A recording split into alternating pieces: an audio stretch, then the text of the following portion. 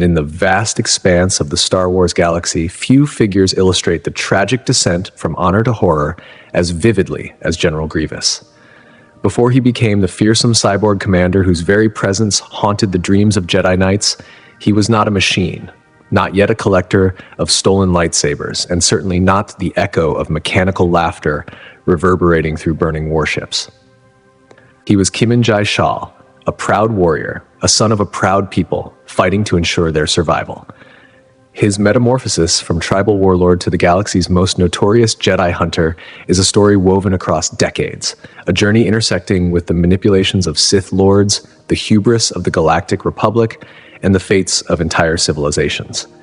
It is a tale of betrayal and ambition, of power seized and power lost, where the line between victim and villain blurs in the shadowy corridors of a galaxy at war. From the savage battlefields of Kali to the gleaming corridors of separatist warships, we follow the blood-soaked path of a warrior who surrendered not only his body, but the very essence of his humanity in pursuit of vengeance. The seeds of Grievous's transformation were sown when the Republic intervened in a local conflict, unknowingly triggering a chain of events that would shake the Jedi Order to its core. Through battlefield footage, classified intelligence, and first-hand accounts from those who faced him in combat, we begin to reconstruct the life of a being who would become more machine than man. Yet this is not merely the story of a warlord. It is an investigation into how the galaxy's power brokers, the Republic, the Jedi, and the hidden Sith, exploited and manipulated beings for their own ends. General Grievous was not born a monster. He was meticulously shaped into one. His destiny was forged through a mixture of personal choices and manipulations by forces far beyond his control. Over the next 2 hours, we will delve into the warrior culture that shaped him, the devastating wars that honed his ferocity, and the cybernetic transformation that remade him. We will examine his legendary combat techniques, witness his most infamous battles, and understand how one being could inspire terror across thousands of worlds. From his merciless command of the separatist droid armies to his personal collection of Jedi lightsabers, each plundered from a fallen knight, Grievous became the embodiment of fear in the Clone Wars. And yet, even as he rose to notoriety, the end was already written. His final days were marked by growing paranoia, betrayals by Sith masters, and a climactic confrontation on Utapau that would bring his reign of terror to a close. Through it all, one question lingers. Was General Grievous the architect of his own destiny, or merely another pawn in the grand scheme that would transform the Republic into the First Galactic Empire? This is the chronicle of General Grievous, warrior, warlord, and harbinger of the Jedi Order's fall. A stark reminder that in times of war, the greatest monsters are often not born, but made. The story of General Grievous begins on Kali, a harsh, crimson world of sheer cliffs and dense, tangled jungles, perched on the borders of wild space in the turbulent Outer Rim. This isolated planet forged one of the galaxy's most formidable warrior cultures.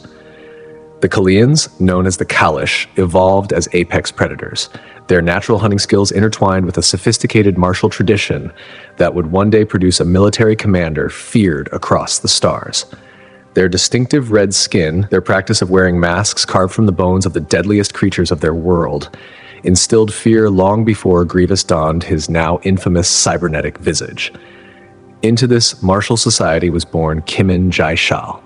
The Kalish lived in tightly knit tribes, each governed by a powerful warlord or Khajiit, and Shal's tribe was among the most respected. From his earliest days, he was steeped in the complex spiritual and military traditions that defined Kalish culture. Their religion, centered on the veneration of ancestors as deities, taught that the greatest warriors would ascend to divinity upon death, a belief that would later fuel Grievous's relentless quest for immortality.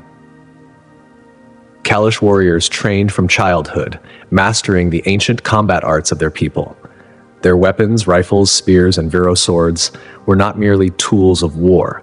They were sacred instruments passed down through generations and believed to carry the spirits of past warriors. Young Shal demonstrated remarkable skill with these weapons, yet it was his strategic mind that truly set him apart.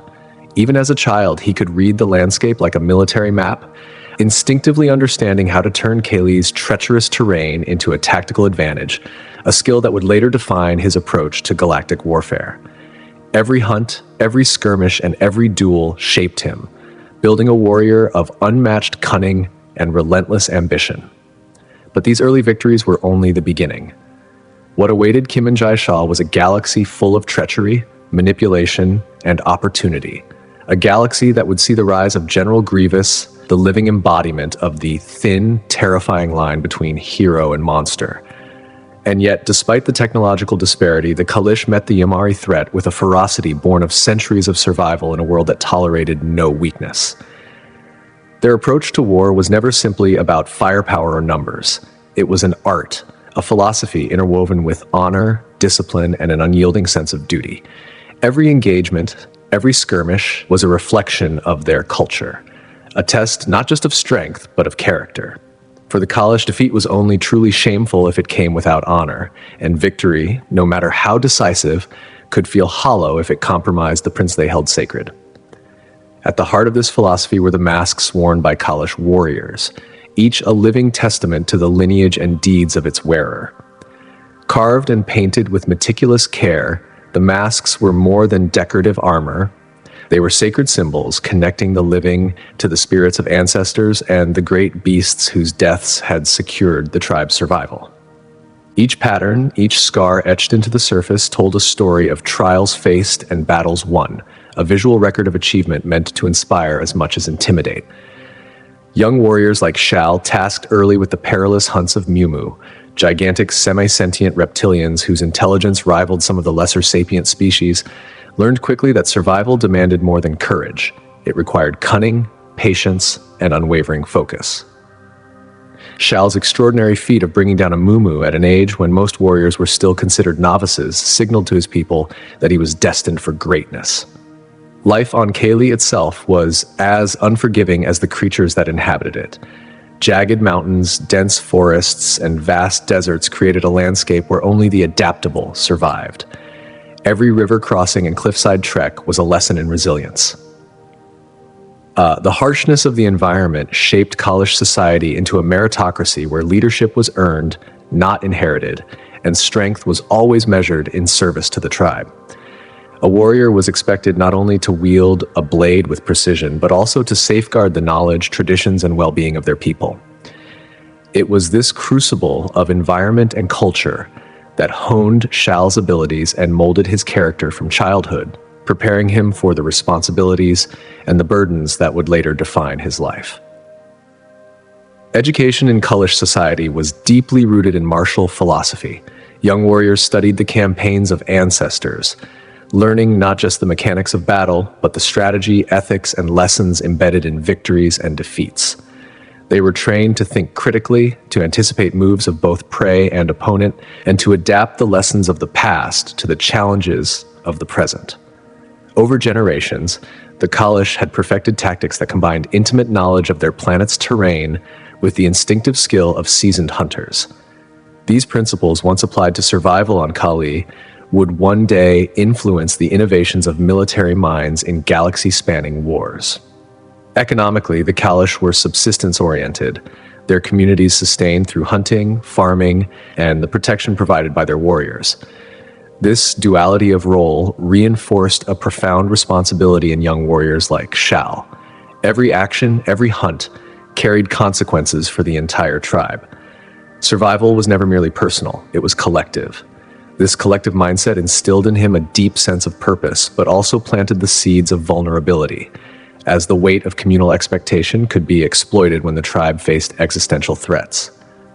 Ritual and ceremony were interwoven with martial life. Before hunts or battles, warriors would perform intricate rites, painting masks with symbols of power, chanting prayers to ancestors, and engaging in meditative preparations. These practices reinforced unity, discipline, and mental readiness, creating cohesion that often proved decisive in combat. Shal's strict adherence to these traditions earned him respect from elders and peers alike, cementing his reputation as a warrior of both skill and devotion. Yet within this intricate cultural web lay the paradox that would later define his transformation. The Kalish emphasis on honor, duty, and ancestral reverence, when coupled with the brutal realities of war, evolved into an obsession with victory and glory. Skills nurtured in the wilds of Kaylee, once meant to preserve life and protect the community, became tools of extraordinary lethality. The principles of the warrior code twisted under the weight of ambition, turning a protector into a figure whose actions would leave indelible marks across the galaxy. The Kalish culture did not merely produce a soldier. It forged a complex entity capable of reshaping the fate of entire star systems. Shal's rise to legend, the path that would ultimately lead to his incarnation as General Grievous, was catalyzed by external threats as much as internal discipline. The Yamari, or Hook as they were commonly known, arrived at the borders of Kali driven by expansionist ambitions. Initial border skirmishes rapidly escalated into devastating conflicts, the likes of which the Outer Rim had rarely witnessed. Outmatched technologically with only primitive artillery and slug throwers, the Kalish relied on ingenuity, terrain mastery, and sheer ferocity to counter superior starships and modern weaponry. In every clash, their approach reflected centuries of adaptation, a synthesis of tactical acumen, ancestral wisdom, and relentless courage. This clash between tradition and modernity, between a warrior's ethos and the inexorable march of a technologically advanced adversary, shaped Shal into a figure both feared and revered. Each engagement honed his abilities, sharpened his instincts, and deepened his understanding of both strategy and human, or alien, psychology. The crucible of war transformed the young tribal warrior into a legendary tactician, a figure whose skill and ruthlessness would one day echo across the galaxy. The Kalish warrior culture, with its emphasis on honor, survival, and communal duty, was not merely the backdrop of Shal's story. It was the forge that created him, instilling both the virtues that inspired loyalty and the obsessions that would lead to fearsome notoriety. To understand General Grievous, one must first immerse themselves in this world, a planet where every child was raised with a blade in hand, where every warrior's deeds were recorded in paint and prayer, and where survival demanded the full measure of cunning, courage, and heart. However, what the Quiche lacked in technological sophistication, they more than compensated for with unparalleled tactical ingenuity and an almost fanatical determination to defend their homeland. In the crucible of these early battles, Shiel first revealed the extraordinary depth of his military genius, displaying strategies and foresight that would later define his career. One of his earliest and most remarkable victories came when he led a contingent of Quiche warriors against a vastly superior Hook army. Recognizing that a direct engagement would lead to catastrophic losses, Shiel exploited the perilous terrain of Kai to turn the battlefield to his advantage. Positioning his troops with meticulous precision, he used the natural landscape to create the illusion of an army far larger than it actually was. The Hook forces, with their rigid insectoid physiology, were ill-suited for the harsh and unpredictable terrain, and their every advance was met with carefully orchestrated ambushes. What followed became a textbook example of guerrilla warfare, swift, brutal, and devastatingly effective. The Hook army was systematically decimated, and this triumph earned Shiel his first major command, establishing him as a rising tactical mind among the Quiche. Yet it was his next campaign that truly solidified his reputation. The Hook had entrenched themselves along Kali's equatorial regions, establishing fortified colonies that served as springboards for further incursions into Quiche territory. Rather than mounting a frontal assault, Shiel engineered a masterful deception. He allowed false intelligence of a massive Quiche offensive in the northern sectors to fall into Hook hands. The enemy, misled and overconfident, redirected their forces, leaving their colonies vulnerable. With unrelenting precision, Shiel's warriors struck, liberating numerous Quiche settlements and seizing advanced Hook technology, which they would later repurpose to enhance their own fighting capabilities. As the war progressed, Shiel's tactical innovations became increasingly sophisticated. He began integrating captured Hook technology with traditional Quiche methods, creating hybrid weapons that combined the raw destructive power of modern armaments with the lethal precision of classical Quiche combat techniques. Electromagnetic pulses generated from modified Quiche spears disabled Hook battle droids, and novel battle formations maximized the effectiveness of both primitive and advanced weaponry. The turning point of the conflict came during a prolonged siege of the Hook's primary planetary headquarters. For months, Shiel orchestrated a relentless campaign of psychological warfare and calculated assaults to weaken the defenders.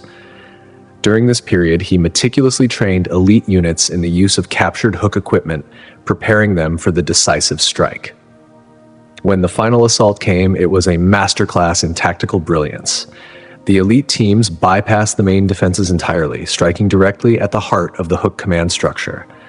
The resulting victory obliterated the enemy leadership on Kali, shifting the war's momentum decisively in Shiel's favor. Now hailed as the supreme military leader of the Kish, Shiel launched a systematic campaign to drive the hook, not only from Kali, but from all their colony worlds throughout the sector. This rapid expansion of the conflict eventually drew the attention of the Galactic Republic. Initially, the Republic viewed the hostilities as a localized dispute. However, the Hook's diplomatic corps waged a sophisticated propaganda campaign, portraying themselves as victims of Kish aggression, while conveniently omitting their initial invasion and attempted enslavement of the Kish people. Instead, they highlighted Shiel's ruthless tactics and the growing number of Hook worlds falling to his forces. Several controversial engagements during the later stages of the war provided the Hook with the diplomatic leverage they needed. Although Shiel consistently targeted what he identified as legitimate military installations, the incidents were framed as civilian atrocities, giving the Republic Senate justification to intervene. The Republic's response took the form of crippling economic sanctions against Kali and the provision of military aid to the Hook. Shiel, who had sacrificed everything to safeguard his people, watched helplessly as the sanctions devastated his planet's already fragile economy. The warrior who had never known defeat on the battlefield was undone not by force of arms, but by political maneuvering and economic warfare. This bitter and humiliating setback planted the seeds of an enduring resentment that would later define the persona of General Grievous. The Republic's apparent hypocrisy, punishing the Kish for defending themselves while supporting the very species that had sought to enslave them, fueled a deep-seated animosity toward both the Galactic Republic and the Jedi Order, who had enforced the sanctions. The conclusion of the war left Shiel fundamentally changed. Celebrated as a hero by his people, he had nonetheless witnessed how the galaxy's power structures could render even the most brilliant military victories meaningless. It was in the bitter aftermath of this war, won on the battlefield but lost in the political chambers of Coruscant, that Shiel's transformation from Keeman-Jai Shiel into General Grievous began. His rise was no longer merely about tactical brilliance. It was forged in the crucible of betrayal, injustice, and an unquenchable thirst for retribution that would echo across the galaxy. And so it began, the slow, inexorable transformation of Keeman-Jai Shiel into the being known across the galaxy as General Grievous, a figure whose very name would come to evoke terror among Jedi and civilians alike. The story begins not in the midst of battle, but in the quiet despair of a world brought to its knees. After the devastating Hu War, Kay's economy lay in ruins, crushed under the weight of crippling sanctions and the relentless tide of galactic politics. Amid this chaos, Shiel, a proud and capable warrior, found himself cornered by forces beyond his control. It was then that the intergalactic banking clan approached him. Operating in secrecy under the direction of Count Dooku and the shadowy hand of Darth Sidious, they presented Shiel with a proposition that seemed almost miraculous. In exchange for his loyalty and service as an enforcer and collections agent, they promised to assume Kay's massive debts and deliver aid to its struggling population. The desperation of his people left him with little choice. With a heavy heart, Shiel accepted, unknowingly stepping onto a path that would erase much of the man he once was. His early work for the banking clan showcased his extraordinary talents. He proved to be a master of intimidation, strategy, and military planning on a galactic scale. Yet the Sith's ambitions required more than skill. They needed fear incarnate, a creature that could lead droid armies and haunt the dreams of Jedi across the galaxy. And so, the stage was set for Shiel's transformation, a journey that would blur the line between man and machine. The pivotal moment occurred aboard his shuttle during what was meant to be a routine transport mission. Unknown to Shiel, Count Dooku had orchestrated every detail of its destruction. The banking clan's security forces had sabotaged the vessel, ensuring its systems would fail at precisely the right moment. The shuttle fell from orbit, tearing apart in K's atmosphere in a crash engineered with surgical precision. It was designed not to kill but to maim, leaving Shiel in a state that could only be remedied through radical intervention. He emerged from the wreckage barely alive, suffering catastrophic injuries, massive internal trauma, burns covering most of his body, and irreparable damage to nearly every major organ. Yet survival was somehow granted, whether through sheer force of will, the Sith's careful calculations, or a combination of both. Sandhill, the chairman of the banking clan, presented him with a grim alternative. His life could be saved through cybernetic reconstruction, but only if he agreed to serve as the supreme commander of the Separatist droid army. Overwhelmed by pain and desperation, Shiel accepted, though he would later insist that the true extent of what followed was never fully disclosed to him. The reconstruction took place in a secret Geonosian facility, a collaboration between Separatist scientists and medical experts. The process was agonizing, reshaping his body into something far more mechanical than human. While his brain, eyes, vital organs, and parts of his spinal cord were preserved, virtually everything else was replaced with cutting-edge cybernetics. The result was a towering figure over 7 feet in height, encased in a duranium alloy frame designed for maximum combat efficiency. His arms could split into 4, each capable of wielding a lightsaber with devastating precision.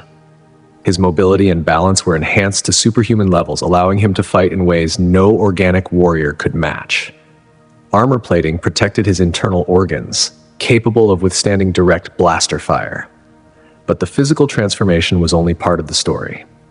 Psychological conditioning reshaped his mind, amplifying aggression while ensuring loyalty to the Separatist cause. Tactical genius was preserved, yet his personality was subtly remolded to serve as a tool of war. The signature cough that would become his hallmark arose from the struggle of his remaining organic lungs to function within their new cybernetic housing. The final touch was his mask, echoing the bone masks of Kalish warriors, a symbol of his heritage and a terrifying visage that would strike fear into enemies.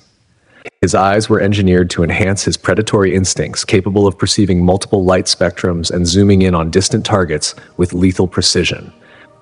When Shiel first gazed upon his reflection in this new form, horror and rage consumed him. The man he had been was gone, replaced by a perfect instrument of fear and war. And so, from desperation and manipulation, from cunning and cruelty, General Grievous was born, a fusion of flesh, machine, and terror, ready to impose his wrath across the galaxy. However, the Separatists had anticipated this reaction with careful calculation, presenting him with fabricated evidence designed to inflame his existing resentment toward the Republic and its guardians. The documents and testimonies orchestrated by Count Dooku suggested that the Jedi themselves had orchestrated the shuttle crash, preying on the raw anger and grief that simmered within him. It was a manipulation tailored to exploit every lingering doubt, every sense of betrayal, and every ember of hatred that had taken root in his heart. Count Dooku personally oversaw the meticulous process of Grievous's rehabilitation and training, assuming the role of both mentor and manipulator. He recognized immediately that Grievous's new cybernetic body, fused with his natural hunting instincts and sharp tactical mind, had the potential to create a warrior unlike any the galaxy had ever seen. Dooku introduced Grievous to his first lightsaber, taken from a Jedi Master the Count himself had slain, and encouraged him to see such weapons not merely as tools, but as trophies, tokens of conquest, proof of superiority. The seeds of obsession were sown. Grievous would go on to amass an arsenal of these trophies, each representing a life claimed and a step further into the darkness. The final stage of this transformation was Grievous's induction into the Separatist hierarchy. Officially, he was named the Supreme Commander of the Droid Armies, a title designed to appeal to his pride and military instincts. In reality, however, he was a pawn in a much larger game, a tool in the machinations of the Sith. The banking clan perpetuated the narrative that Grievous had willingly embraced cybernetic enhancement to better serve their cause, constructing a public image of voluntary devotion that concealed the grim truth. He had been reshaped, both physically and spiritually, into a weapon of terror. What emerged was General Grievous, a being that embodied both transformation and perversion. The proud warrior Kimanji Shal had been twisted, his honor corrupted into a thirst for vengeance, his tactical genius now devoted to spreading fear rather than protecting his people, his once celebrated physical form replaced by a terrifying mechanical shell. Beneath the layers of duranium armor and hydraulics, traces of his former self persisted, a memory of the Kalish warrior who had once fought for justice, now fueling a rage that would shake the galaxy to its foundations. Within the shadowed halls of separatist strongholds, Count Dooku carefully refined Grievous's abilities. He began with the fundamentals of lightsaber combat, teaching the classical forms that had underpinned Jedi training for millennia. As a master of Form 2, Makashi, Dooku understood the strategic advantages offered by Grievous's cybernetic body, 4 limbs capable of independent motion, enhanced reflexes, and mechanical strength that far surpassed any organic warrior. These enhancements allowed Grievous to perform maneuvers no Jedi could anticipate, blending precision and power in a manner that defied natural limitations. The training was relentless.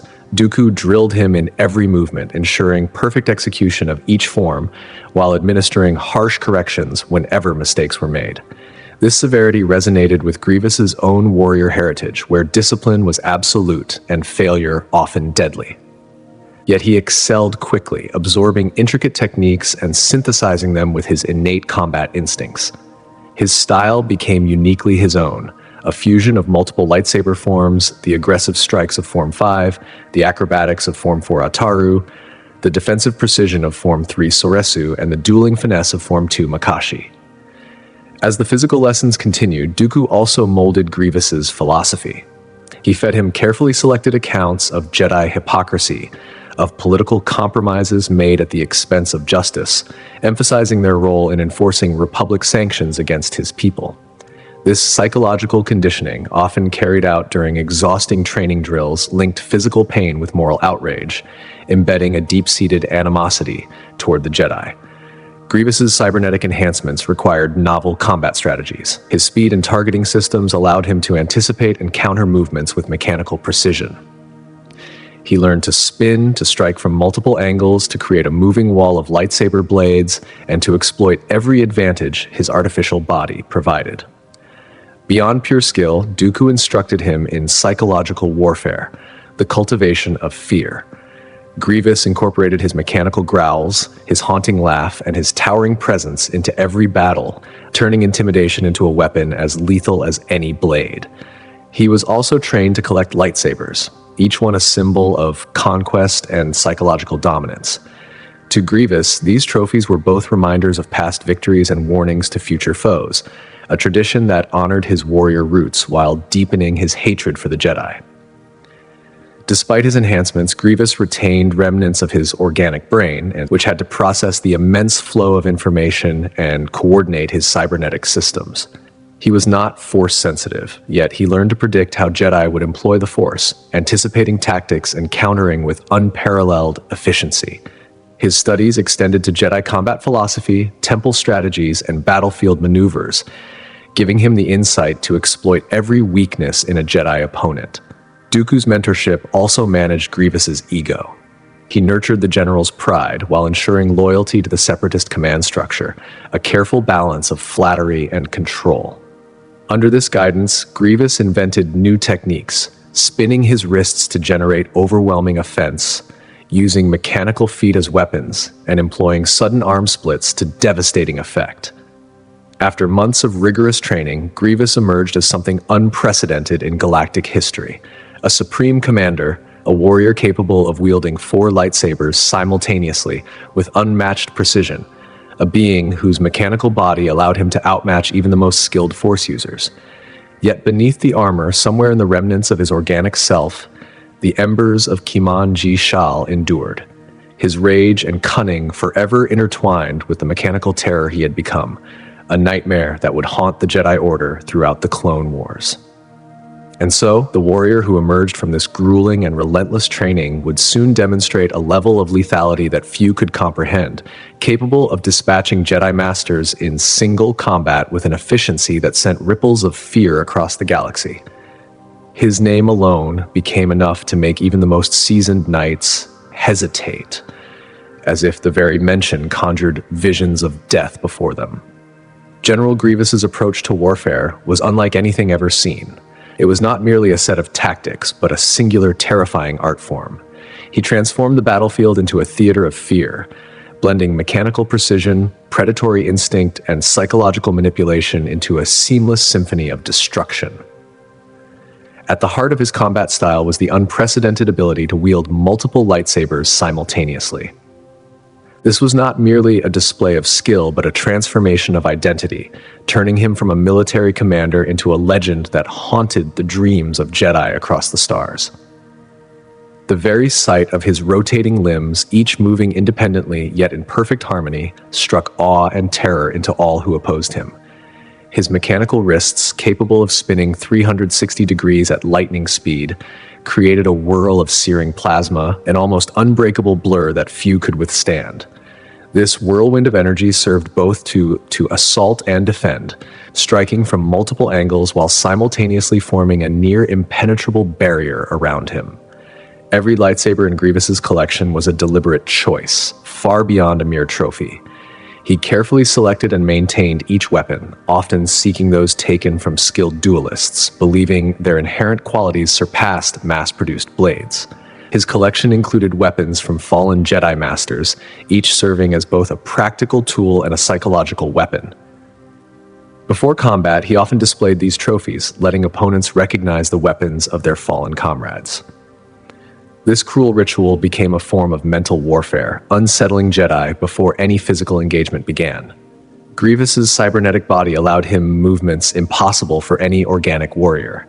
Electromagnets in his clawed feet gave him perfect balance during complex maneuvers, and his joint articulation allowed strikes from angles no human or Jedi could anticipate. He could transition instantaneously from bipedal combat to a four-limbed stalking position, skittering across walls and ceilings with a predatory grace that paralyzed his enemies with primal fear. His combat intelligence was equally terrifying. Adaptive programming in his cybernetic brain could analyze an opponent's fighting style within seconds, exposing weaknesses with chilling precision. Combined with his extensive training under Count Dooku, he mastered all 7 traditional forms of lightsaber combat. Against multiple foes, he could deploy different forms simultaneously, turning coordinated Jedi defenses into chaotic, disorganized flails. Psychological warfare was integral to Grievous's method. From the skull-like mask paying homage to his Kaleesh warrior heritage to the unnerving mechanical clicking of his movements echoing across battle corridors, every detail of his appearance was engineered to intimidate. Even his infamous cough, a hint of organic fragility within the machine, became another instrument of terror, signaling that a vengeful sentience still thrived within the mechanical frame. His strategies were as calculated as they were brutal. Against a single Jedi, he might initially engage with only 2 lightsabers, reserving his additional arms to strike decisively at the perfect moment. Against multiple adversaries, he unleashed all 4 arms, spinning his wrists to create a plasma sphere while isolating and eliminating targets one by one. His innate hunting instincts as a Kaleesh warrior, honed over decades before his cybernetic transformation, allowed him to stalk his prey, breaking their resolve with the fear of pursuit even before the first blow landed. The integration of his cybernetic enhancements with classical combat techniques was a masterstroke of martial evolution. His legs could compress and release explosively, propelling him into aerial attacks that traversed vast distances in mere seconds. Armor plating protected against lightsabers and force attacks alike, while advanced sensors in his mask tracked opponents through walls and obstacles. His combat rhythm was unpredictably variable. He could shift from lightning-fast strikes to deliberate, measured movements without losing precision or balance, ensuring opponents never found a reliable pattern to exploit. Even against Force users, he was formidable. While he could not wield the Force himself, his body and programming allowed him to anticipate Force-based attacks, countering pushes with magnetized feet and deflecting Force-enhanced leaps with walls of spinning plasma. His ever-growing lightsaber collection, combined with a tactical mind that selected the perfect combination for each encounter, made him increasingly deadly over time. Weapons taken from fallen Jedi became not just tools, but symbols of psychological dominance, enhancing his terrifying reputation further. Every confrontation with Grievous was a lesson in fear, precision, and the fusion of flesh and machine. The galaxy had witnessed warriors before, but none embodied terror, innovation, and strategic genius in such a singular and unforgettable form. From the spinning whirl of his lightsabers to the predatory grace of his cybernetic body, General Grievous did not merely fight. He redefined the very essence of combat, leaving a legacy of dread that would echo through history. And so, the legend of General Grievous begins not merely with his mechanical enhancements, but with the fusion of razor-sharp precision, adaptive combat programming, and an uncanny mastery of psychological warfare. Each move he made in combat was calculated not only to secure victory, but to instill terror in the hearts of those who opposed him. Within the galactic conflict that spanned countless star systems, Grievous emerged as one of the deadliest duelists the galaxy had ever known. His unique style was a symphony of ruthless efficiency, blending mechanical perfection with instinctual cunning, designed to break the morale of the Jedi Order and demoralize the Republic's forces. Every duel added another layer to his fearsome reputation, and each Jedi fallen beneath his blades contributed to a chilling collection of lightsabers, a grim gallery that served as a warning to all who might dare to challenge him. As supreme commander of the Separatist droid armies, Grievous transformed warfare on a galactic scale. He melded the relentless precision of his cybernetic body with a strategic mind honed through countless campaigns, evolving the Separatist forces from a mere assemblage of programmable soldiers into a disciplined, devastatingly effective war machine. Unlike other leaders who treated battle droids as disposable tools, Grievous recognized the potential in every mechanical soldier. He meticulously reorganized these units, transforming standard B-1 battle droids into specialized squadrons designed for infiltration, heavy assault, and close-quarters combat. B-2 super battle droids were deployed with sophisticated breakthrough tactics aimed at exploiting weaknesses in Republic defenses, creating a battlefield choreography far more complex than the crude overwhelm tactics employed by earlier commanders. The Battle of Boz Pity exemplified his tactical brilliance. Instead of charging headlong into Republic fortifications, he orchestrated a multi-layered assault. Infiltration units neutralized key defenses, while main forces engaged in diversionary attacks. Grievous personally led elite squads to strike at critical command centers, nearly capturing several high-ranking Republic officers and Jedi. His understanding of psychological warfare extended beyond individual duels. Survivors of his attacks were left deliberately alive to spread fear, and the mere knowledge of his presence on the battlefield could paralyze Republic forces with hesitation, granting his armies decisive tactical advantages. From the bridge of his command ship, the Invisible Hand, Grievous directed operations with unmatched efficiency. Custom-fitted to his specifications, the ship housed advanced tactical displays and real-time battlefield monitoring systems, allowing him to simultaneously coordinate multiple planetary invasions. His cybernetic enhancements amplified his processing speed, enabling him to analyze and respond to developments faster than any organic commander could hope to. During the Battle of Duro, he demonstrated the full power of this command method, synchronizing 3 separate battle groups to strike simultaneously and overwhelm the planet's layered defenses. While Republic forces scrambled in the outer system, his main force attacked orbital cities, capturing a vital shipbuilding world and sending shockwaves throughout the Republic, proving that even heavily fortified core worlds were not beyond his reach. Grievous's ingenuity extended to infiltration warfare. He frequently deployed commando droids for precision strikes, neutralizing defensive networks before the arrival of main assault forces. In the conquest of B-Var Station, a small team of commandos disabled the station's shield generators, allowing his forces to seize the installation with minimal losses. His planetary invasion strategy favored precision over brute force. Droids struck power grids, communication centers, and military command posts simultaneously, isolating defenders and dismantling their ability to respond. This method proved devastatingly effective in the Outer Rim, where Republic strongholds repeatedly fell to his meticulously coordinated assaults. In space combat, Grievous again demonstrated his transformative impact. Droid fighters, individually weaker than their Republic counterparts, were programmed to execute complex maneuvers with perfect synchronization. Grievous devised dense, interlocking fighter formations, creating aerial walls so formidable that even the most skilled Jedi pilots struggled to penetrate them. The Battle of Bui stands as a prime example. Coordinated droid squadrons overwhelmed Republic formations with machine-like precision, leaving little room for human or Jedi ingenuity.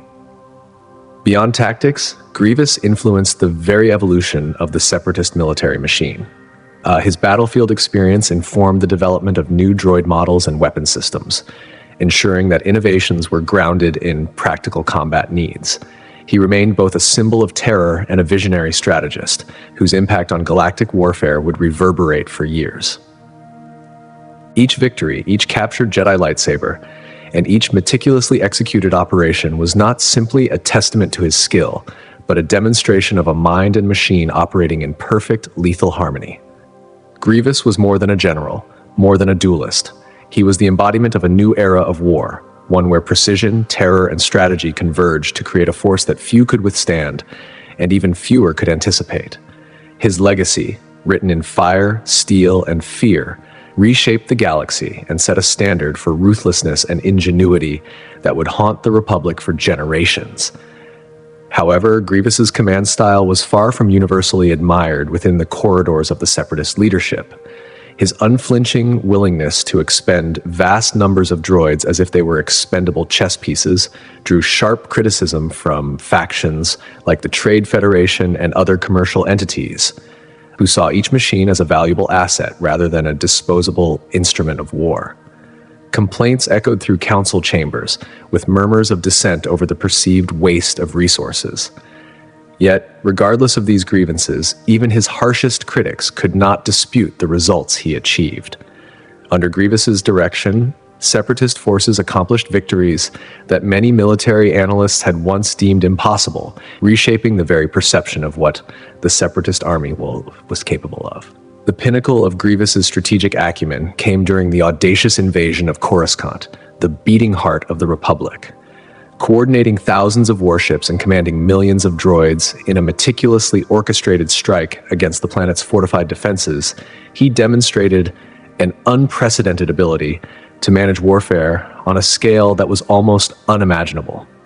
The mere fact that Separatist forces were able to breach Coruscant's formidable defenses and temporarily capture the Supreme Chancellor served as undeniable proof of his tactical genius. Though the operation itself was conceived by Darth Sidious, it was Grievous's execution that brought the plan terrifyingly close to success. Throughout his tenure as Supreme Commander, Grievous maintained a flawless record of evading capture or outright defeat, even when facing overwhelming odds. This remarkable survival instinct became a cornerstone of Separatist military doctrine, ensuring that their most formidable commander remained an active and threatening presence throughout the war. His very presence could shift the balance of a campaign, forcing the Republic to divert disproportionately large forces to any theater where he was rumored to be operating. Throughout the Clone Wars, Grievous engaged in numerous duels with the Jedi Order, each confrontation adding to his growing legend and expanding his collection of lightsabers taken from fallen opponents. These encounters were not merely tests of combat skill. They were psychological confrontations, exercises in dominance and intimidation. Perhaps his most infamous battle occurred on the shattered world of Hypori, where he faced several Jedi simultaneously, including Ki-Adi-Mundi, Shaak-Ti, and Aayla Secura. In the wreckage of a crashed Republic assault ship, Grievous's predatory instincts came to the fore. He exploited the shadows, turning devastation into a tactical advantage, isolating each Jedi with ruthless precision. His unique rotating wrist technique created a nearly impenetrable defense, while enabling a relentless assault, overwhelming even seasoned Jedi Masters. Several lives were lost before the intervention of AARC troopers prevented a complete massacre. Reports from the surviving Jedi sent shockwaves through the Order, revealing an enemy capable not only of standing against multiple Jedi, but dominating them. The psychological impact of Hypori would ripple through the Order for the remainder of the war. Grievous's confrontations with Kit Fisto, particularly on Vasek III, highlighted his adaptability even in one-on-one combat. Initially losing a hand to Fisto's precise blade work, Grievous recalibrated mid-battle, using the moon's narrow corridors to negate the Jedi's acrobatics. He turned disadvantage into strategy, using damaged components to distract and deceive, demonstrating that tactical genius could triumph over pure physical skill. However, perhaps his most renowned adversary was Obi-Wan Kenobi. Their first significant encounter aboard the Malevolence foreshadowed countless future duels. Kenobi's mastery of the defensive Form 3, known as Soresu, countered Grievous's aggressive approach, yet each encounter became a study in adaptation. Grievous learned, evolved, and refined his combat techniques, transforming each duel into an intricate tactical exchange where both warriors sought to outmaneuver one another physically and psychologically. Battles against Mace Windu and Eth Koth further illuminated Grievous's evolving approach. Against Windu on Coruscant, the general encountered the seventh form of lightsaber combat, Vapad, whose aggressive yet controlled style forced him to rely less on brute strength and more on cunning and strategy. His confrontation with Koth aboard his command ship showcased his mastery of cybernetic enhancements, using 4 arms in coordinated attacks that confounded even a skilled Jedi. Each duel, each narrowly avoided defeat, added layers to his legend. Grievous's encyclopedic knowledge of Jedi combat, accumulated through relentless observation and mechanical memory, made him increasingly formidable as the war dragged on. He cataloged each opponent's techniques, weaknesses, and patterns, creating a mental archive of lethal tactics that allowed him to anticipate and counter Jedi movements with terrifying precision. The impact of Grievous on the Jedi Order extended far beyond physical threats. Here was a being devoid of Force sensitivity, capable of matching and defeating multiple Jedi Masters simultaneously through sheer skill and mechanical augmentation. His existence forced the Order to reevaluate long-held assumptions about their own abilities, sowing seeds of doubt and fear. Reports of his duels spread rapidly across the Republic, often exaggerated but never less frightening. Young Padawans were warned of his tactics, while seasoned knights approached potential engagements with extreme caution. His mere presence demanded the deployment of multiple Jedi Masters to secure even minor battlefronts, draining resources and spreading fear. These encounters became tools of psychological warfare and propaganda for the Separatists, proving that the Republic's guardians were not invincible. Each victory over a Jedi, no matter how small, eroded confidence in the Republic and its defenders, painting the Jedi not as untouchable champions, but as formidable yet fallible protectors of a galaxy on the brink of chaos. Grievous's legacy, therefore, was twofold. He was a master tactician capable of orchestrating grand campaigns, and a fearsome duelist whose mere reputation altered the strategies and morale of his enemies. Each campaign, each duel, and each narrowly avoided defeat only served to enhance the mythos surrounding the cyborg general. He was a symbol of the terrifying fusion of mechanical precision and lethal strategy, an embodiment of a war where fear, adaptation, and relentless pursuit of victory became as important as numbers and firepower. His story was not merely one of battles won or lives taken. It was the chronicle of an entity whose very existence challenged the Republic, reshaped the Jedi Order's approach to combat, and left an indelible mark on the galaxy itself. Throughout the long and devastating Clone Wars, General Grievous carved a fearsome path through the galaxy, repeatedly demonstrating his unmatched skill in lightsaber combat. Each engagement only solidified his reputation as one of the most feared duelists in galactic history. Unlike any opponent the Jedi had faced before, Grievous combined cybernetic enhancements with tactical brilliance and unrelenting efficiency. His mechanical body allowed him to move with a terrifying speed and agility, striking with lethal precision, while his strategic mind ensured that each battle was waged with maximum advantage. Even the most experienced Jedi Masters found themselves challenged, often pushed to the very limits of their abilities. The cumulative effect of his campaigns contributed significantly to the weakening and eventual vulnerability of the Jedi Order, shaking the foundations of the Republic's defenders. Grievous's influence extended far beyond the battlefield. Through fear and calculated propaganda, he transcended his role as a military commander to become a living emblem of terror, a figure whose very existence shook the Republic to its core. His transformation from a proud Kish warrior into a grotesque, cybernetic harbinger of death was not a mere accident of war, but a deliberate orchestration by the Sith designed to weaponize fear itself. Across the galaxy, the whisper of his name could send shivers down the spines of the most hardened soldiers. Tales of his actions were carefully constructed to amplify his most horrifying traits: his inhuman agility, the cold efficiency of his strikes, and the cruel delight he appeared to take in dismantling his opponents. The Separatists ensured these stories reached far and wide, spreading from system to system and instilling dread wherever they operated. Soldiers would recount encounters in hushed tones, speaking of entire platoons being terrorized by Grievous's distinctive mechanical cough echoing through dimly lit corridors, or of his sudden appearances seemingly out of nowhere. These narratives were more than rumors, they were psychological weapons. The very report of his presence in a sector could disrupt Republic operations, forcing commanders to reconsider strategy before even engaging.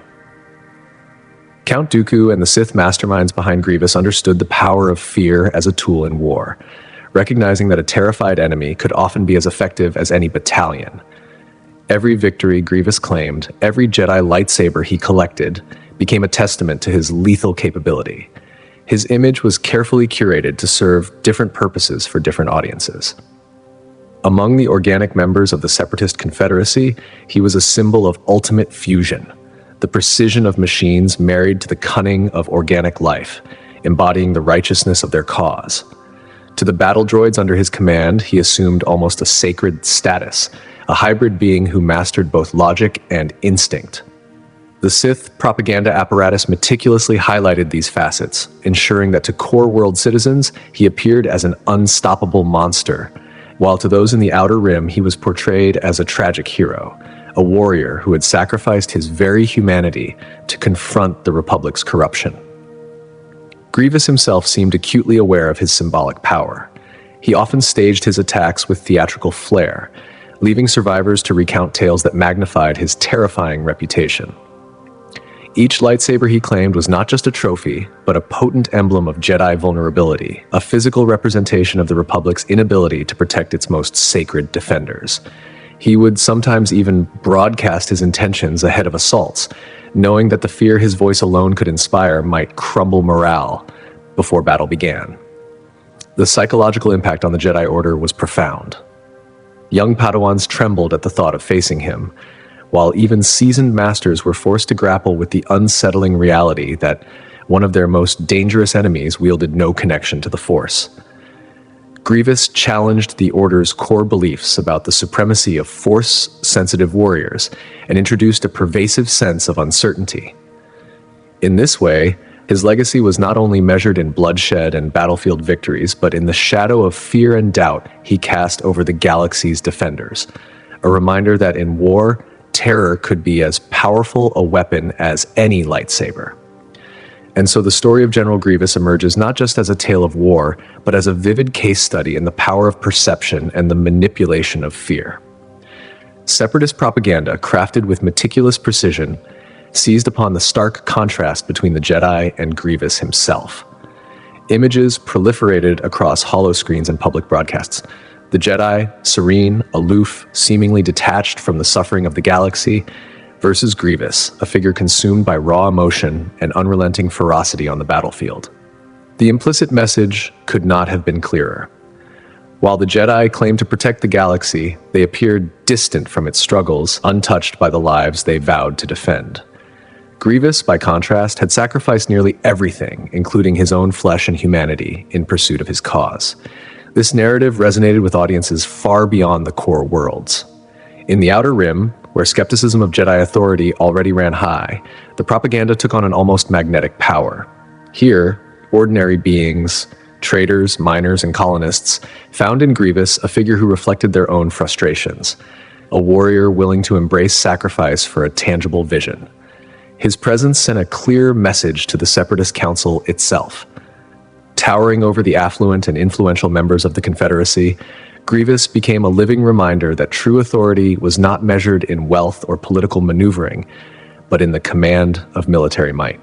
Loyalty and fear were intertwined, each a reinforcement of the other. Every aspect of Grievous's design was carefully engineered to leave a psychological mark. His skull-like mask, the cape that seemed to billow even in motionless air, the metallic clicking of his mechanical limbs across polished floors, all were components of a deliberate, intimidating image.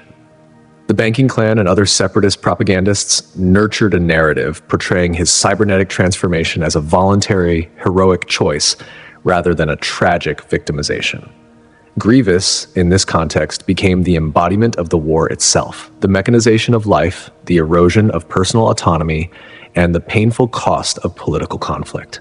His body, a fusion of flesh and machine, symbolized how the galaxy was being reshaped by violence, turning living beings into instruments of destruction. Even after his death, Grievous's influence endured. The terror he inspired, the cautionary tale of a warrior consumed by vengeance and transformation, remained embedded in collective memory. His image became a haunting symbol of fear, a reminder that psychological warfare could be as decisive as any fleet or army. In this sense, his immortality lay not in battlefield victories, but in his lasting impact as an icon of terror in a galaxy fractured by endless conflict. Yet beneath the imposing exterior and battlefield prowess lay a man, or what remained of him, fractured by internal demons. The journey from the honorable warrior Kit Fisto, once knew as Kaimal Shial, to the cybernetic General Grievous was not merely physical. It represented a profound moral and psychological transformation, a corruption of ideals once rooted in honor and protection into an obsessive pursuit of victory at any cost. Once guided by a strict code, Grievous now sacrificed battalions of battle droids with casual disregard, viewing them as disposable tools rather than assets to be valued. This treatment reflected not tactical necessity alone, but a deeper struggle to assert dominance over the very machines that had become part of his own body. Grievous's fixation on the Jedi became an all-consuming obsession. Throughout numerous battles, he repeatedly abandoned sound strategy for personal vendettas, chasing individual Jedi at the expense of broader military objectives. At the Battle of Bui, for instance, he broke formation to engage Kit Fisto in single combat, forfeiting a strategic advantage and allowing Republic forces to regroup. His hubris exacerbated this flaw. Confidence that once served him as a warrior mutated into dangerous arrogance, leading him to underestimate opponents and ignore critical tactical counsel. His intense desire for vengeance against the Republic and the Jedi Order ultimately blinded him to his own vulnerabilities. Despite cybernetic enhancements, Grievous retained organic weaknesses he refused to acknowledge. Exposing these remaining biological components, internal organs, vital systems, he acted as if proving his transcendence over mortality could render him invincible. This denial would prove fatal, a tragic irony given the careful psychological manipulation he himself had once wielded against others. Even his interactions with the IG-100 Magna Guards reflected this psychological struggle. Designed to complement his combat style, these droids were treated with a mixture of dependence and contempt. Grievous relied on them for protection, yet in moments of rage he would destroy them, as if to punish reminders of his own mechanical nature. Every action, every battlefield choice, and every display of power revealed a man caught between vengeance, obsession, and the haunting cost of war. Grievous was more than a general. He was a mirror reflecting the transformation of the galaxy itself, living proof of how conflict, fear, and ambition could twist flesh and spirit alike. In the end, Grievous stands as a symbol of the Clone Wars' brutal lessons. He is a cautionary figure whose story illustrates the perils of obsession, the seductive power of propaganda, and the devastating human cost of turning life into a weapon. A tragic and terrifying figure, he reminds the galaxy that the most fearsome battles are often those waged not just with armies and starships, but within the mind and soul of a warrior transformed beyond recognition. And yet, the relationship between General Grievous and Count Dooku was not merely a matter of command and obedience. It was a labyrinthine tangle shaped by psychological tension, personal ambition, and the subtle manipulations of those who understood him better than he understood himself. Grievous revered Dooku's mastery of combat, a lethal elegance that the general could scarcely match, and he dutifully executed orders with mechanical precision. Yet beneath the veneer of loyalty simmered a profound resentment, a gnawing bitterness over his dependence on a master whose power eclipsed his own. This internal strife created a vulnerability that Dooku and the Sith behind him exploited with a cruel efficiency, leaving Grievous constantly torn between the desire to prove his worth and the frustration of subordination. This conflict manifested not only in his strategic decisions, but in his compulsions. The general's obsession with collecting lightsabers transcended the practicalities of war. Each new acquisition was more than a weapon. It was a testament to his authority, a physical embodiment of the superiority he sought to claim for himself while wrestling with the insecurities of his transformed body. The more formidable his arsenal, the more it reflected the paradox at the heart of Grievous's existence: outward power masking inner uncertainty. These psychological tensions were compounded by a profound inability to forge genuine connections. Once a leader who inspired loyalty and respect among his kitsch warriors, he now ruled through fear and intimidation alone. Without trusted confidants to mirror or temper his flaws, Grievous was left increasingly at the mercy of his darker impulses. This was evident in his treatment of enemies. Captured opponents were seldom simply neutralized. They became instruments for elaborate displays of dominance. Jedi prisoners, in particular, were subjected to intricate demonstrations of power that satisfied Grievous's need to assert superiority, but often undermined his strategic effectiveness. The dichotomy between his methodical military mind and his unpredictable, emotionally driven behavior created a curious tension. In planning sessions, he could articulate strategies of astonishing clarity. Yet, on the battlefield, the storm of anger, fear, and pride often overwhelmed his tactical judgment. This made him simultaneously one of the most formidable and dangerously fallible commanders in the Clone Wars. As his career progressed, Grievous became ensnared in the mythology he had constructed around himself. The fearsome persona that had secured his reputation became a cage, demanding ever more audacious feats to sustain it. His final encounter with Obi-Wan Kenobi exemplified this tragic cycle. Despite his considerable physical and tactical advantages, the battle was undone by his psychological blind spots, his inability to confront limitations, and the corrosive pride that had driven his actions for years. The tragedy of Grievous's life was thus not limited to the mechanical horror of his body, but extended to the corruption of his once pristine warrior spirit by anger, fear, and an insatiable need for validation. Exploited by the Sith and magnified by his cybernetic form, these vulnerabilities were as lethal as any enemy blade. The irony of Grievous's role within the Separatist hierarchy was stark. Despite being the supreme commander of the droid armies, his strategic genius was frequently thwarted by the very masters who controlled him. Count Dooku's interventions were rarely arbitrary. They were carefully orchestrated maneuvers designed to maintain the broader political equilibrium of the war, often frustrating Grievous's carefully planned offensives. On multiple occasions, when the general had maneuvered to deliver crushing blows to Republic forces, he was ordered to retreat, citing higher strategic purposes. These commands, veiled in the language of duty and loyalty, were part of a deliberate pattern that constrained his independence while preserving the flow of conflict. Grievous's relationship with Dooku was as complex as it was coercive. Though the Count had saved his life and trained him in lightsaber combat, these sessions were exercises in domination as much as instruction.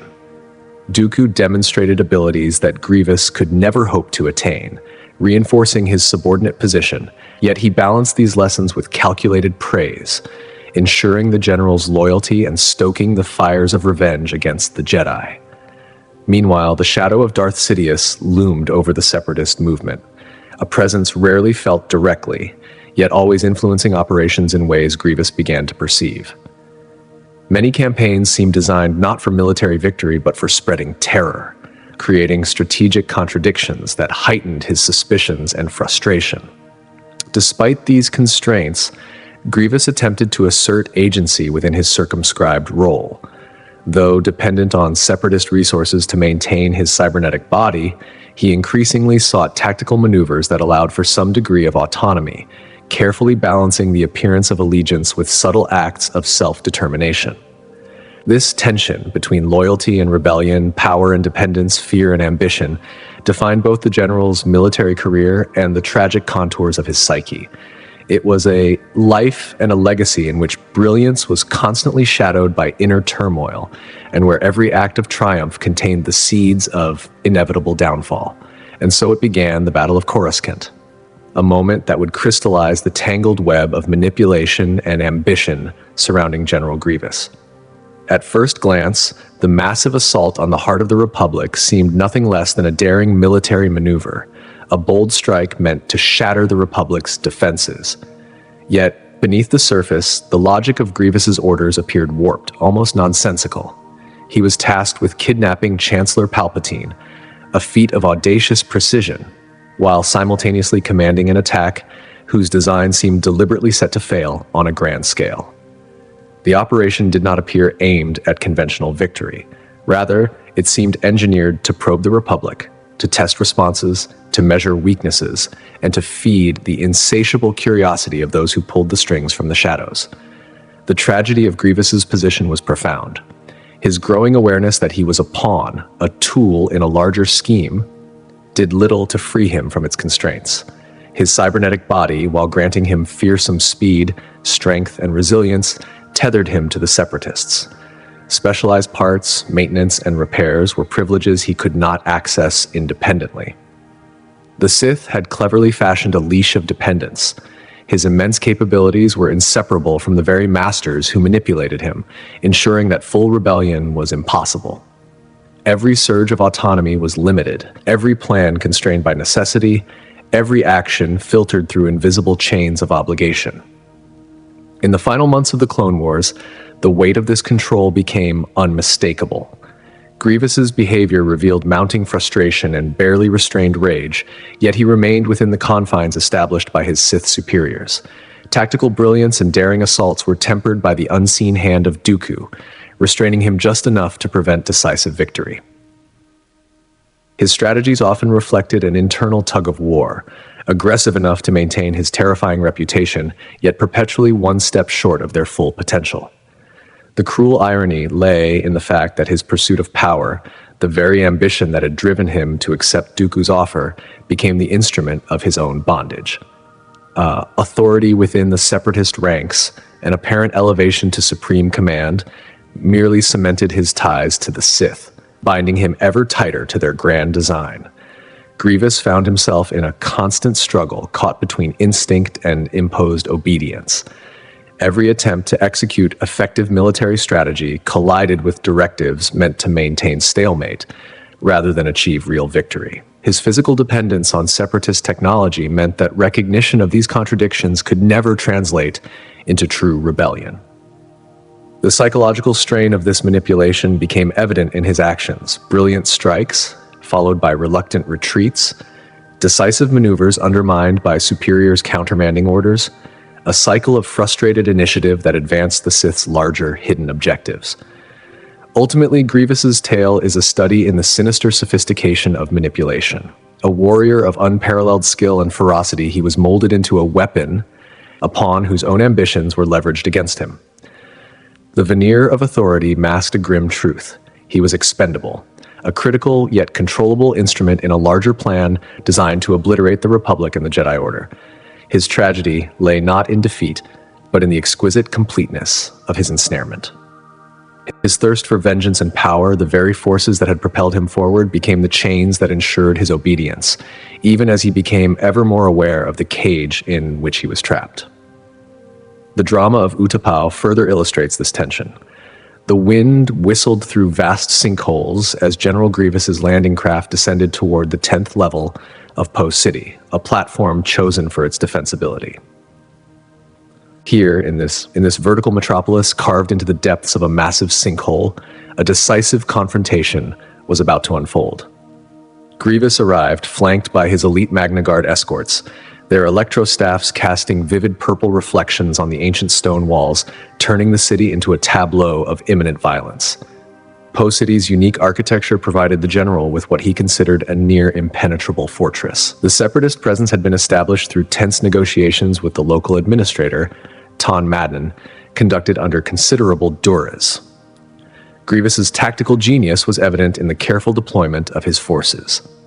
B-1 battle droids lined the upper levels, serving both as sentries and early warning systems, while the more formidable B-2 super battle droids guarded critical choke points.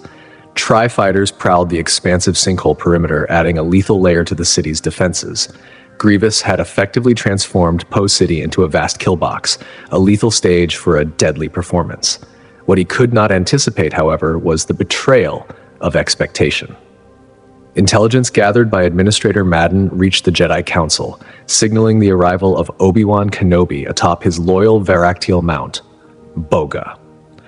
The stage was set for a confrontation that would not only test Grievous's martial prowess, but also underscore the tragic inevitability of his manipulated fate.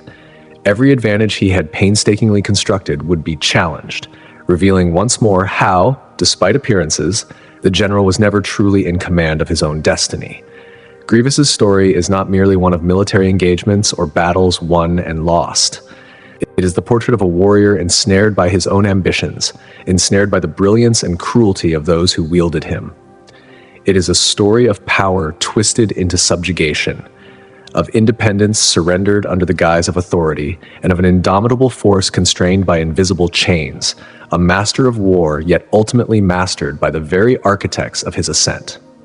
The initial confrontation would become one of the most analyzed and legendary moments in the entire Clone Wars, a clash recounted in countless holorecords, studied by strategists and historians alike. Ike.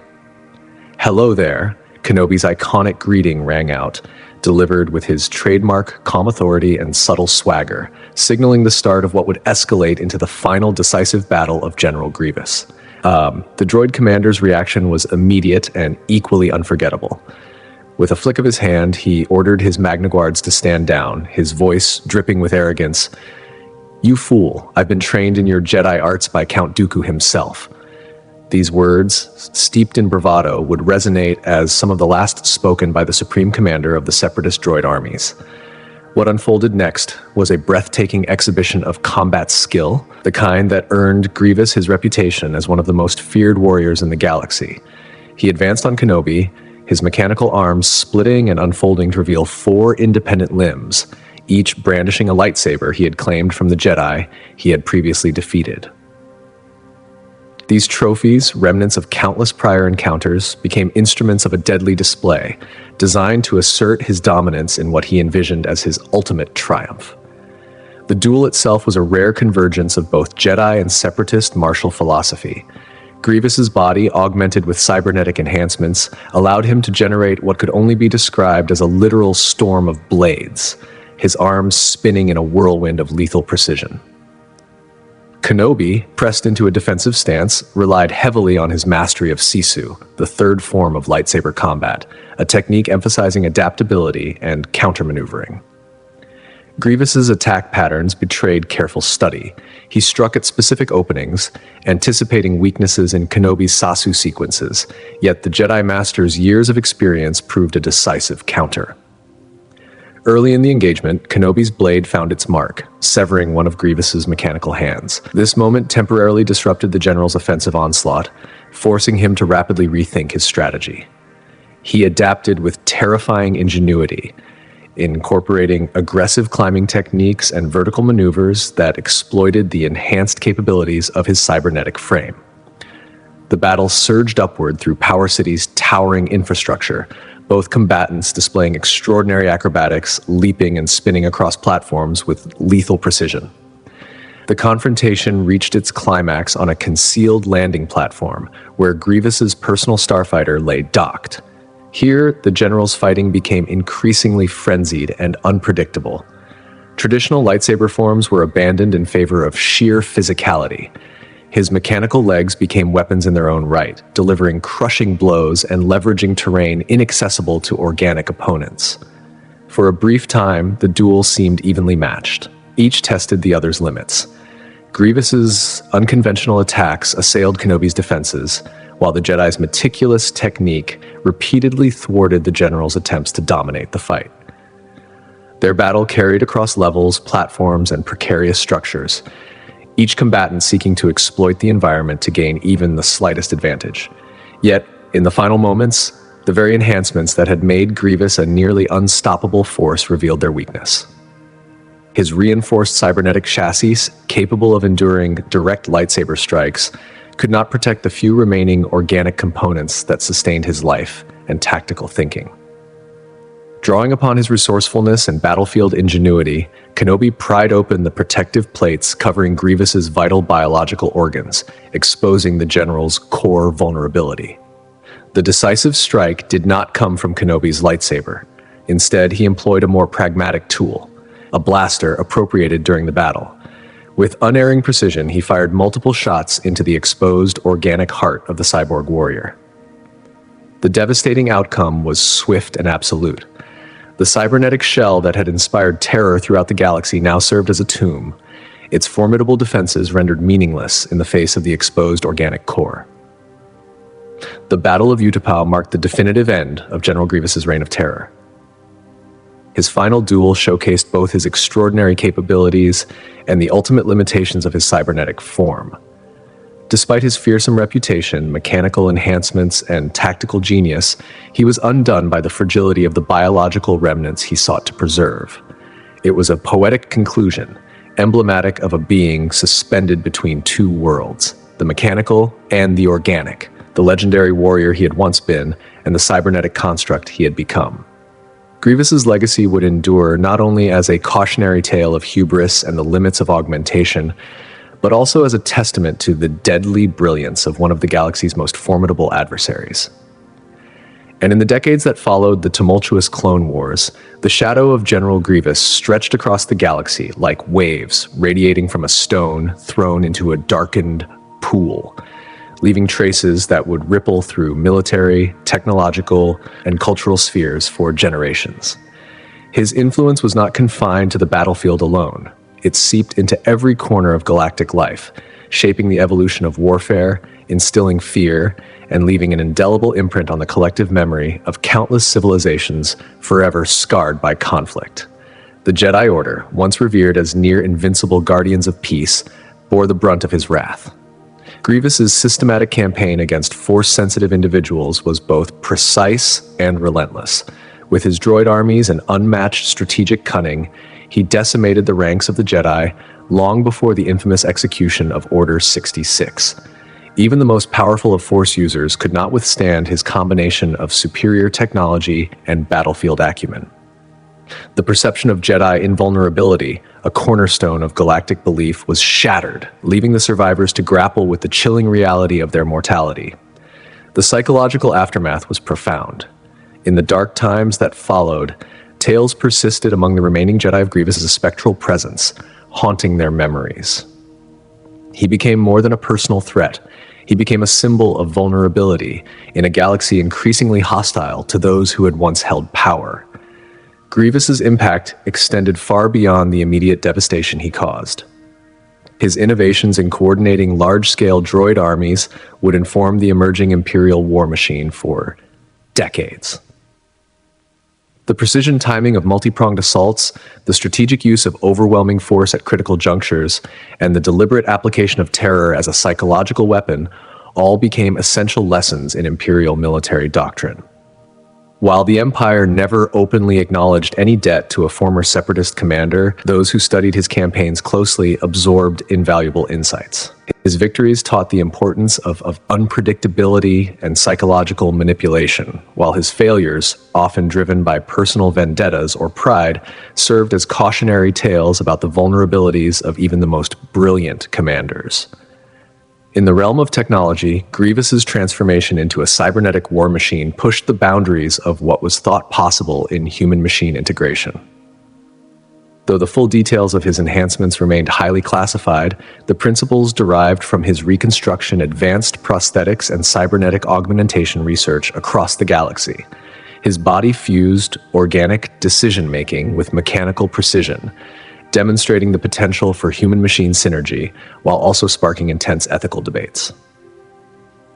The question of where the line between human consciousness and mechanical augmentation should be drawn would haunt scholars and engineers for decades, reflecting the profound moral dilemmas implicit in technological progress.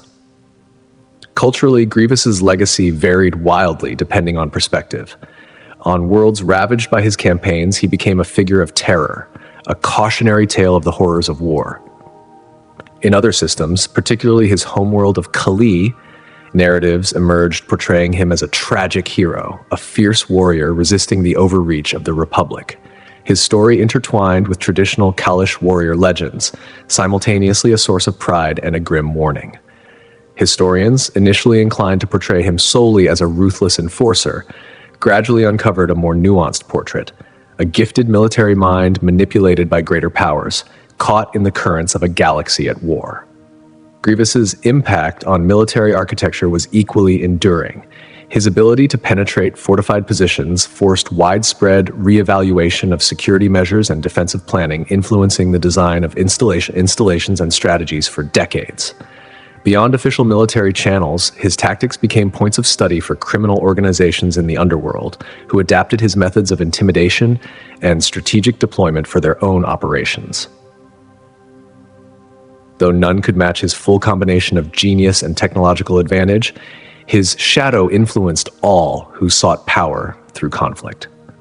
Perhaps the most profound element of Grievous's legacy lies in its symbolic resonance. He was a tragic embodiment of the galaxy's transformation during the Clone Wars, a proud warrior rendered into a cybernetic instrument of death, mirroring the militarization of the Republic and its eventual descent into empire.